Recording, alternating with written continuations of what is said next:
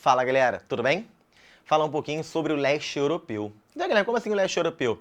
Alguns países estão aí, ó, ao fundo, né, estão aí atrás. É porque é o seguinte, cara, você precisa lembrar que a expansão da União Soviética, ela tem relação direta com a Segunda Guerra Mundial. Por quê?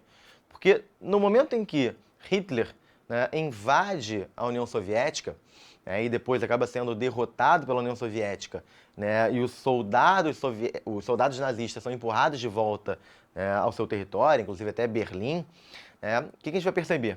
Que os soldados soviéticos, enquanto vão lutando e empurrando esses soldados nazistas para a Alemanha, cara, eles vão passando pelos países que estavam dominados pelo nazismo.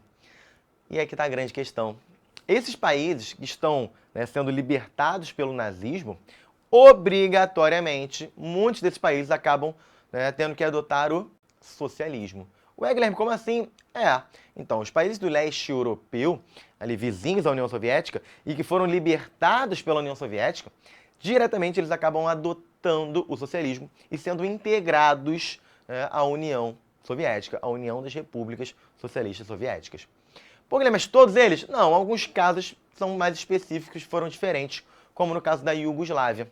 Cara, a Iugoslávia, ela não teve ajuda da União Soviética para se libertar dos nazistas. Tanto que a Iugoslávia, ela vai compor ali a União Soviética, mas ela tem muito mais autonomia do que qualquer outro país que você pegue ali de exemplo da União Soviética.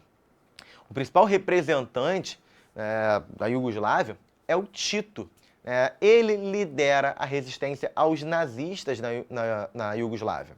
Tanto que, no final da Segunda Guerra Mundial, quando os Estados Unidos foi promover uma ajuda financeira, uma ajuda econômica aos países que participaram da guerra, o chamado Plano Marshall, cara, a Iugoslávia quase pegou esse dinheiro dos Estados Unidos. Aí tu, pô, Guilherme, mas Iugoslávia estava se encaminhando ali ao socialismo, próximo da União Soviética? Sim. Então, por quê? Porque a Iugoslávia tinha um governo independente, de certa forma, um governo próprio, e que poderia ter pego esse dinheiro do Plano Marshall. Não pegou por outros fatores, mas não foi por uma ordem direta da União Soviética. Tá? Então a gente tem que perceber que o leste europeu, durante grande parte da história, ele foi dominado pela União Soviética, e muitos deles até hoje têm consequências políticas e econômicas provenientes de terem participado da União Soviética. Não necessariamente consequências negativas não, tá?